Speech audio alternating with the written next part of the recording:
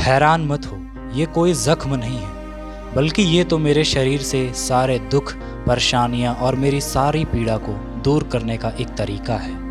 मेरे बदन से जैसे जैसे ये सारा खून निकलेगा, वैसे वैसे मेरे शरीर से सारी परेशानियां और दुख मिट जाएंगे। तो शायद अब यही एक तरीका बचा है अपने सारे दुख परेशानियों को दूर करने के लिए, और शायद यही कारण है कि भारत में एक साल में 1.5 लाख लोग ऐसे होते हैं जो कि इस तरीके को आजमाते हैं और अपने सारे दुखों से दूर होने के लिए ये कोशिश करते हैं। आखिर क्या चलता है इनके दिमाग में, और ऐसी क्या मजबूरी है कि एक इंसान अपनी ही जान लेने के लिए मजबूर हो जाता है। और ये कहानी उन लाखों लोगों की नहीं है, बल्कि ये कहानी उन करोड़ों लोगों की है जिनके दिमाग में स्ट्रेस, एंजाइटी, डिप्रेशन जैसी चीज़ें रोज आती हैं। कृपया इस वीडियो को अंत तक पूरा देखिएगा, क्योंकि मुझे पता है कि इस वीडियो पर टैप करने वालों में से 50% से भी ज़्यादा ऐसे लोग होंगे जिनको दिन भर में ये डिप्रेशन, एंजाइटी जैसी चीज़ें ज़रूर पकड़ती हैं। और हम ये भी जानेंगे कि हम as a individual, as a society in depression जैसी चीज़ों से कैसे लड़ सकते हैं। आइए देखते हैं हम इस वीडियो में। अब इस सुसाइड वर्ड को समझने से पहले हमें ज़रूरी है एक इंसान की साइकोलॉजी को समझना। आखिर एक इंसान की बेसिक नीड क्या होती है और ऐसी क्या चीज़ें हैं जिससे एक इंसान खुश रह सकता है। अगर एक इंसान की बेसिक ज़रूरतों को देखा जाए तो उसमें सबसे पहली चीज़ आती है फूड, शेल्टर, वाटर और एक ऐसी फैमिली जो कि उसका सपोर्ट कर पाए। इसके अलावा एक इंसान को प्यार भी चाहिए और सेल्फ स्टीम भी। सेल्फ स्टीम यानी कि अपने खुद के उस जगह होने का अस्तित्व भी चाहिए। इसके अलावा एक इंसान को सेल्फ रियलाइजेशन भी चाहिए, जिससे लोगों को पता रहे कि वो इंसान उस सोसाइटी में भी रहता है। मोटी मोटी तौर पर देखा जाए तो एक इंसान को फिजिकल, साइकोलॉजिकल और इमोशनल सपोर्ट चाहिए होता है एक अच्छी लाइफ जीने के लिए। पर आज के इस मॉडर्न ज़माने में हम लोग ये सारी चीज़ें जैसे भूल से गए हैं। हम आज कंपटीशन में इतना ज़्यादा इन्वॉल्व हो चुके हैं कि हमें अपनी मेंटल इलनेस और मेंटल स्टेट के बारे में ज़रा सा भी अंदाज़ा नहीं है।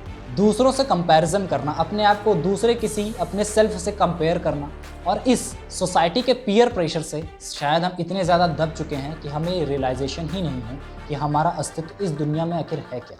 और ये सारी चीज़ें जब एक इंसान में लॉन्ग टर्म इफेक्ट डालती हैं तो उसको हम बोलते हैं मेंटल इलनेस। और ये मेंटल इलनेस बहुत तरीके से हो सकती है, जैसे किसी को डिप्रेशन होना, स्ट्रेस होना, एंजाइटी होना।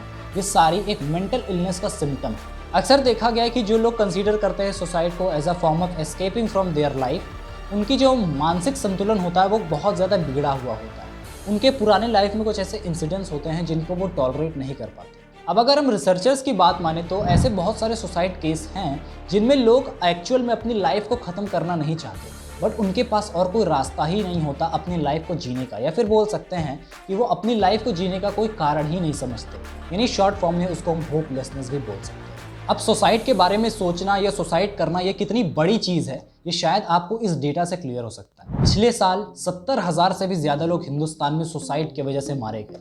और यही नहीं, भारत में चौथा सुसाइड ऐसा रीज़न है जिसकी वजह से डेथ कॉज होती है। कोई जहरीली चीज़ खा लेना, अपने आप को पंखे से या किसी चीज़ से लटका लेना, या फिर अपने आप को आग में झोंक देना, ये कुछ ऐसे नॉर्मल तरीके हैं जिससे लोग सुसाइड करने की कोशिश करते हैं। और उसके अलावा एक और ट्रेंड देखा गया है कि जो दुनिया में 70% से भी ज़्यादा जो सुसाइड्स होते हैं वो लोअर और मिडिल इनकम कंट्रीज़ में ज़्यादा होते हैं। यानी यहाँ पे सीधा सीधा मतलब ये है कि जो पैसा है और सक्सेस है वो डायरेक्टली रिलेट करती है किसी सुसाइड के होने से।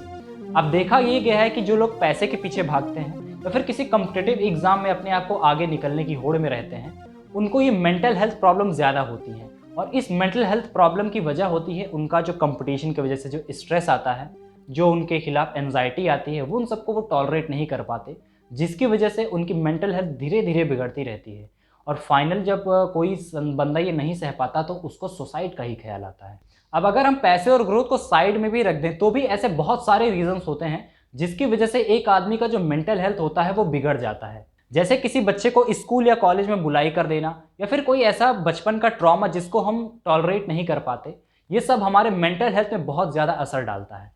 अब जो ऐसे लोग होते हैं जिनको ये मेंटल हेल्थ की प्रॉब्लम होती है, वो अपने आप को सोसाइटी से काफ़ी ज़्यादा अलग रखने की कोशिश करेंगे, अपने दोस्तों में ज़्यादा घुलेंगे मिलेंगे नहीं, या फिर अपने फैमिली से भी बहुत ही ज़्यादा अलग अलग सा बिहेवियर करते हैं। अब वैसे कैसे पहचाना जाए कि कोई आदमी मेंटल हेल्थ प्रॉब्लम से गुजर रहा है या फिर उसके मन में कोई सुसाइडल सा ख्याल आ रहा है, तो इसके लिए बहुत ही सिंपल सी ट्रिक होती है। हमें ये ध्यान देना चाहिए कि कोई इंसान हमारा करीबी क्या हमें सोशल बहुत ही ज़्यादा आइसोलेटेड रहना चाह रहा है, हमारी किसी भी बात से उसको क्या जल्दी बहुत ज़्यादा चिड़चिड़ाहट तो नहीं होती, या फिर वो किसी मटेरियलिस्टिक चीज़ को देख करके बहुत ही ज़्यादा उत्सुक तो नहीं हो जाता।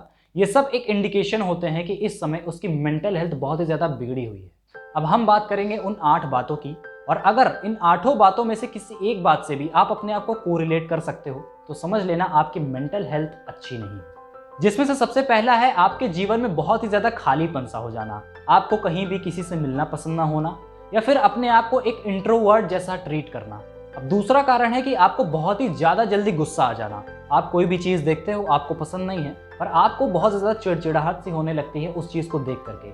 अगर आपके अंदर ऐसा है तो शायद आपकी मेंटल हेल्थ बिगड़ी हुई है। तीसरा, और शायद ये सबसे ज़्यादा रिलेटेबल हो सकता है, रात में जब आप सोने लगते हो तो आपको अपने लाइफ से रिलेटेड बहुत सारे ऐसे ट्रॉमास होने लगते हैं, या कैरियर में कैसे आगे बढ़ना है, मेरे बगल वाला तो काफ़ी सक्सेसफुल हो रहा है पर मैं कैसे होऊंगा, शायद मेरा कोई इस दुनिया में वजूद नहीं है, शायद मेरा इस दुनिया में रहना एकदम बेफिजूल सा है।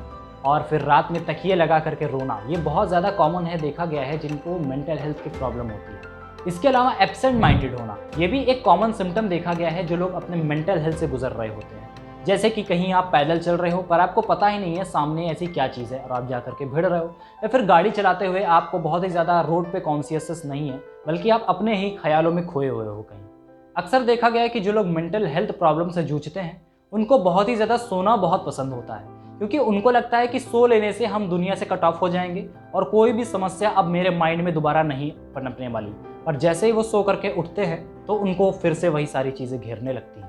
अब आता है इस वीडियो का सबसे इम्पॉर्टेंट पार्ट, यानी कि क्या हम अपने लाइफ में इस डिप्रेशन को, इस एंजाइटी को दूर कर सकते हैं। एक हेल्दी लाइफ जीने के लिए आखिर हमें कैसी रूटीन फॉलो करनी चाहिए, आखिर हमें क्या अपने माइंड में पॉजिटिव थॉट्स लाने चाहिए जिससे हमें एक अच्छी लाइफ जी सके।